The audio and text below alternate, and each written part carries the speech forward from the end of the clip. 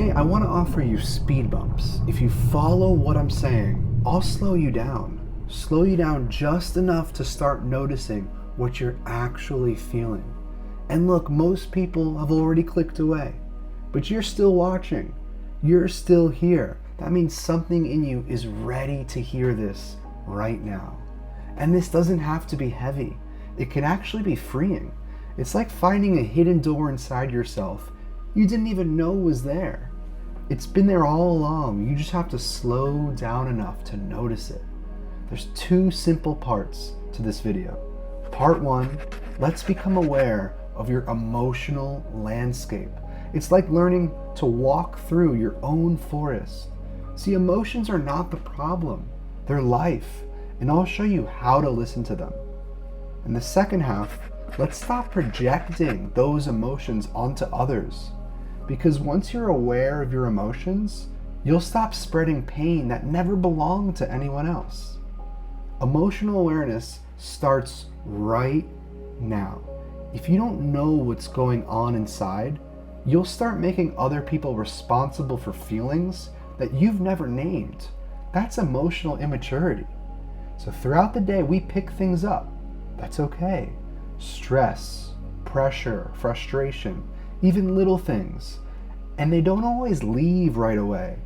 You carry it into the next moment, into conversations, into rooms, to people you care about.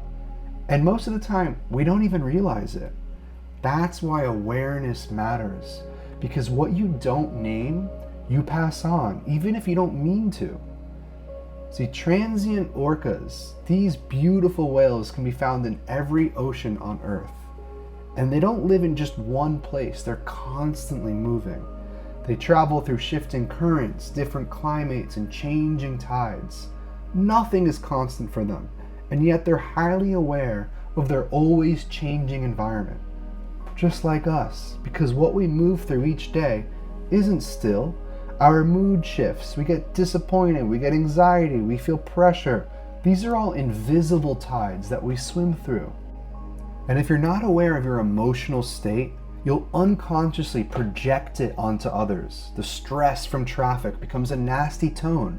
The disappointment at work turns into blame. The frustrations you haven't dealt with turns into yelling at people closest to you. So let's stop spreading this toxicity. Let's become aware right now. This won't be a fancy meditation. I'm just gonna slow down to allow you to listen more. Let's pause and listen. Just be here right now. Take a deep breath through the nose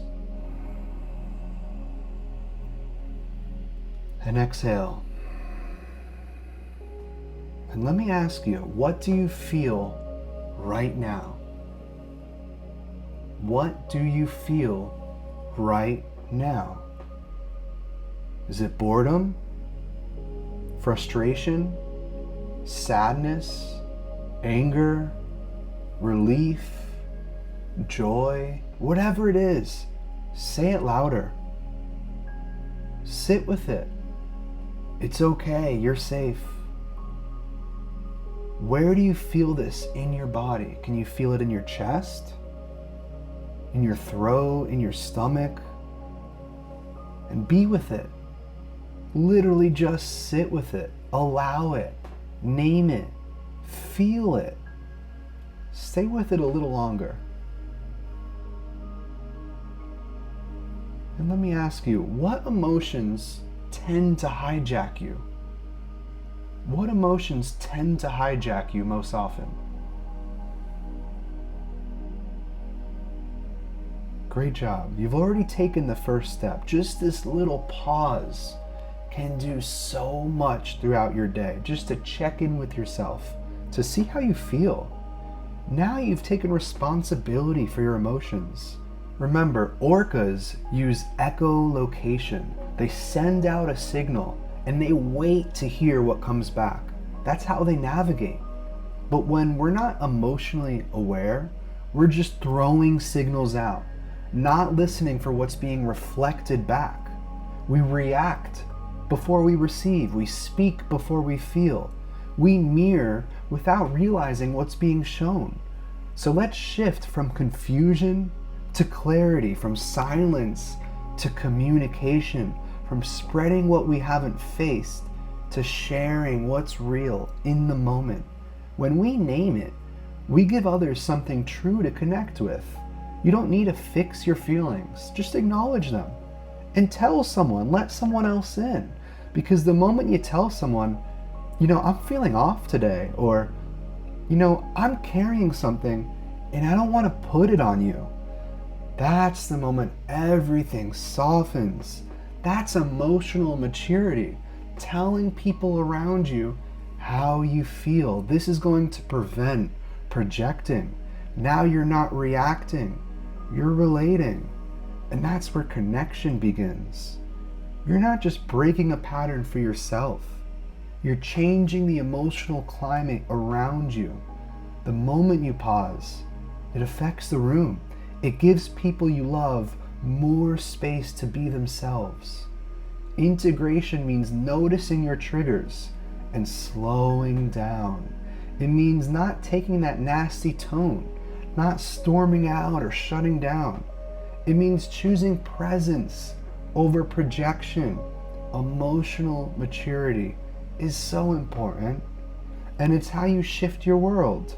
The same way transient orcas navigate shifting oceans without losing each other, we too can become aware of our emotional landscape and move through it with care. They communicate, they stay close, they read the water. They don't push blindly forward.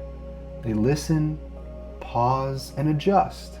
And now that you're aware, you'll start doing the same. Instead of crashing into others with your feelings, let them surface, and then choose what to do with them. This is awareness in action. We're lucky to have others around us.